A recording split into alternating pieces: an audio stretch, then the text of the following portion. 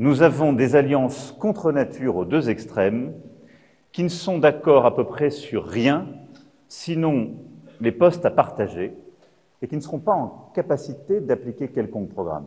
Dimanche, j'ai en effet souligné que les élections législatives devaient se tenir dans la clarté des choix proposés. Et nous y sommes.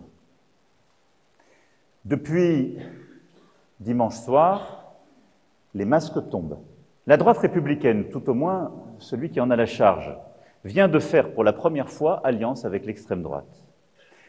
Et je dis bien l'extrême droite en parlant du Rassemblement national, car ses dirigeants continuent de dire qu'il y a des vrais et des faux Français, continuent d'envisager de réduire la liberté de la presse ou de rejeter l'état de droit. La droite, donc, et tous ceux qui ont suivi le président des Républicains, M. Ciotti, tournent ainsi le dos, en quelques heures, à l'héritage du général de Gaulle, de Jacques Chirac et de Nicolas Sarkozy. Du côté de la gauche républicaine et ses dirigeants, qui avaient exprimé, semblait-il, des choix clairs durant cette campagne européenne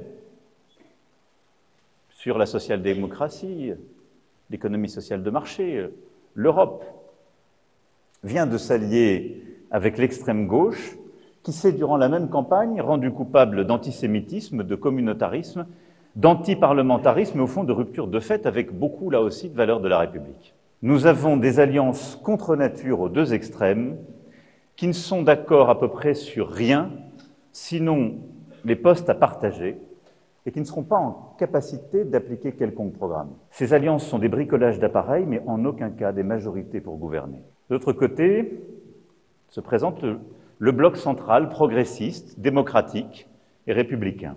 Je suis convaincu que des sociodémocrates, des radicaux, des écologistes, des démocrates chrétiens, des gaullistes, et plus largement que beaucoup de nos compatriotes et de responsables politiques qui ne se reconnaissent pas dans la fièvre extrémiste, qui se retrouvent autour de quelques axes clairs que porte la majorité actuelle, peuvent travailler avec ces dirigeants et bâtir un projet nouveau, une fédération de projets,